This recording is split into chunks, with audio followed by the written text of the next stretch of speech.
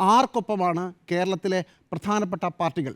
ഇങ്ങനെ ഒരു ജേർണലിസ്റ്റിനെതിരെ ഇത്രയും വികലമായൊരു സാധനം പറഞ്ഞിട്ട്, മുസ്ലിങ്ങൾക്കെതിരെ വളരെ വലിയ വിമർശനം പറഞ്ഞിട്ട് അതിനോടുള്ള നിലപാട് എന്താണ്? നല്ല കാര്യം പറയുമ്പോൾ ഞാനത് അംഗീകരിക്കും, നല്ല കാര്യം ചീത്ത കാര്യം അല്ലെങ്കിൽ പറഞ്ഞാൽ തള്ളിക്കളയും എന്ന് പറയുന്നത് എങ്ങനെയാണ്? അതും ഏത് വെള്ളാപ്പള്ളി നടേശൻ 2024 CPM-ൻ്റെ കേന്ദ്ര കമ്മിറ്റി രേഖയുണ്ട്.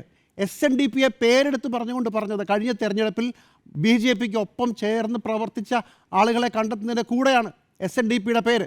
ആ SNDP-യാണ് പറഞ്ഞിരിക്കുന്നത്. SNDP-യുടെ തലപ്പത്ത് വെള്ളാപ്പള്ളി നടേശനാണല്ലോ. ഈ ഇന്നസെൻറ്റിൻ്റെ ഒരു സിനിമയിലെ തമാശയുണ്ട്.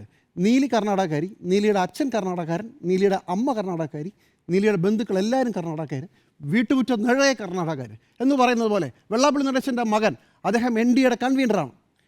ഭാര്യ പ്രീതി നടേശനാണ് കഴിഞ്ഞ തവണയും കൂടെ BJP-ക്ക് വേണ്ടി, BJP-യുടെ സ്ഥാനാർത്ഥിക്ക് വേണ്ടി ആലപ്പുഴ ഇറങ്ങി വോട്ട് പിടിച്ചയാൾ.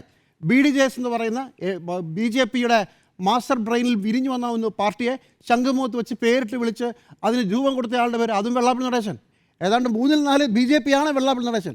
ആ വെള്ളാപ്പള്ളി നടേശനെയാണ് ഇപ്പോൾ CPM ഒരു മൃദുഭാവത്തിൽ ചേർത്ത് പിടിച്ചിരിക്കുന്നത്. എന്തൊരു രാഷ്ട്രീയ അപകടമാണെന്ന് നോക്കൂ.